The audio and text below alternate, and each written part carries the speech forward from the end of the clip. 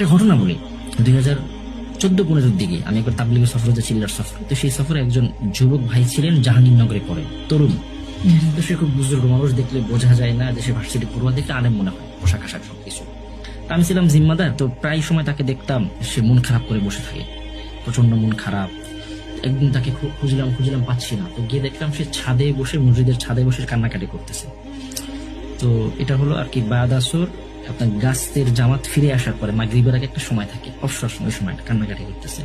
তো একটা যুবক ছেলে ভার্সিটিতে পড়ে, বুঝমা, সে কেন কান্নাকাটি করবে? নিশ্চয়ই কোনো আর্থিক সমস্যা, ভাল লাগতেছে না। তাকে জিজ্ঞেস করলাম, ভাই আপনি কান্নাকাটি করতেছেন কেন? তো সে বলতে চায় না। পরে যখন চাপ দিলাম, তখন বলছে, আমি সব কাউকে বললেন না কান্নাকাটি করতেছি, মানে মন খারাপ, মানে বলতে কান্না কেমন হলো যে আমি গত 1 বছর আগে আমি হুজুর সাল্লাল্লাহু আলাইহি ওয়াসাল্লামকে স্বপ্নে দেখছি। 1 বছর ধরে আমি তাকে স্বপ্নে দেখতে পারতেছি না। আমি এত দুরূদ পড়তেছি, এত আমল করতেছি, নিশ্চয়ই আমার উপর হুজুর সাল্লাল্লাহু আলাইহি ওয়াসাল্লাম আমার এমন কোনো বদ আমলের কারণে, কোনো সুন্নত ছাড়ার কারণে আমার উপর তিনি এত গোস্বা করেছেন, এত ক্ষোভে আছেন যে তিনি আমার স্বপ্নে আসেন না। আরেকদিন দেখলাম, আরেকদিন তার খিদমতের দায়িত্ব ছিল।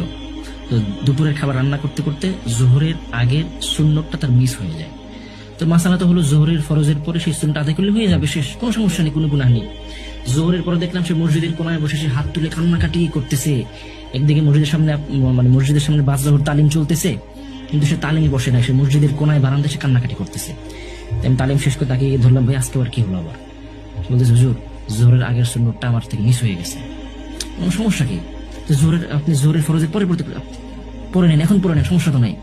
সে বলতে, হুজুর যে কাজটা হুজুর সাল্লাল্লাহু আলাইহি ওয়াসাল্লাম জোহরের আগে পড়ছেন, এটা আমি জোহরের পরে পড়বো, এইটা আমি এটা মানতে পারতেছি না। যে কাজটা আমার রাসূল যেই সময় করছেন আমি ওই সময় আদায় করতে পারি নাই।